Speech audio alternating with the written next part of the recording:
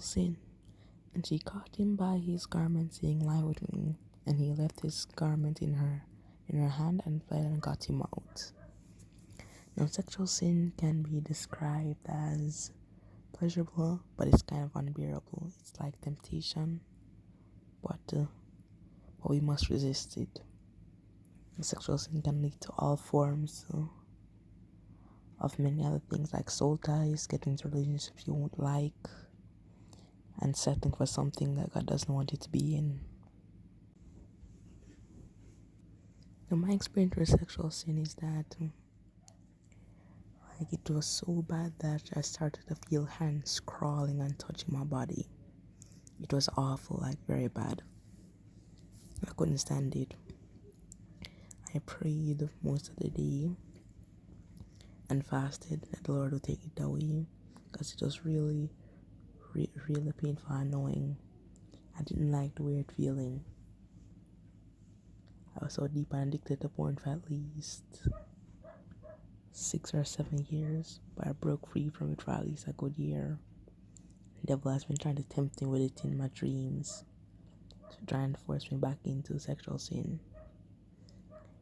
It's hard to beat, but it's also worth it.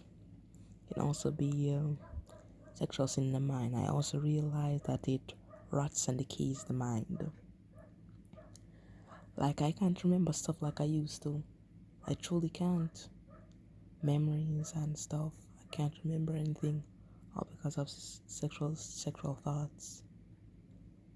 I can't remember most of the Bible verses I've read, knowledge, etc. and stuff, shopping list, passwords, memories, as if my mind is rotting away.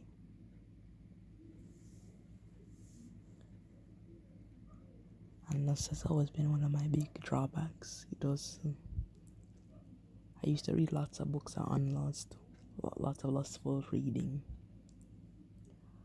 I had literally a library of 250 books that I had to delete last year. It was so bad when I went through it. It was actually kind of awful. I didn't realize the amount of books I read.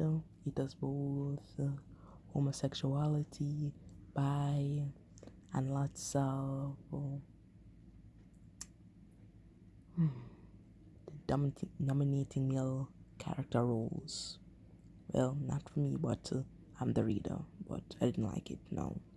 I don't like it now as a Christian, since the Holy Spirit has renewed my mind and thoughts. It is I'm still struggling with lust and sexual sin, but I am doing a lot better. I normally did lots of deliverance prayers. I normally did 6 and 7 in the past, but now I just listen to one and it helps. And I have to fight the sexual thoughts and to resist the devil. And God has been telling me for the past few days that when I'm weak, then I am strong. He is my strength, and no weapon formed against me shall do any harm to me. He told me not to rely on my strength, even though I know I'm weak, but to rely on His, and He will give me strength and the willpower to fight through. But then there was also a time when I had the willpower and strength to fight back, but I just fell back into temptation and into masturbation and so on.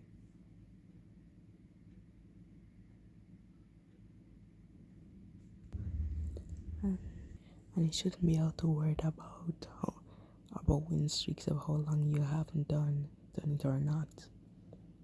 It isn't the ultimate goal. It's trying to defeat the sin overall, not trying to achieve a goal that's you could almost commit adultery in a way by being obsessed with it. To beat and combat sexual sin, you have to be studying the word and remembering Bible verses. I'll show you my favorite one that I took to remember and to study. Cast thy burdens upon the Lord, and He shall sustain thee. He shall never suffer the righteous to be moved.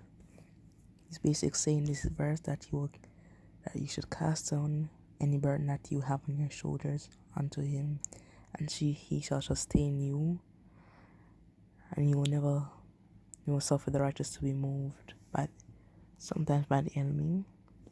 It also means burden bearer, divine support, scenes immovable. Amen. Casting down imaginations and every high thing that exalted itself against the knowledge of God, and bringing it into captivity, every thought to the obedience of Christ. Amen. So the themes are evil imagination, self-exaltation, spiritual pride, spiritual sanity, spiritual mind, obedience to Christ.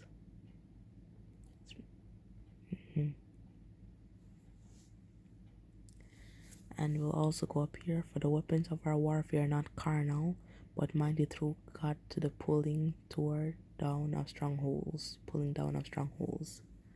Spiritual armor, spiritual weapons, spiritual warfare, spiritual victory. God does promise that we will win. We can do all things through Christ who strengthens us.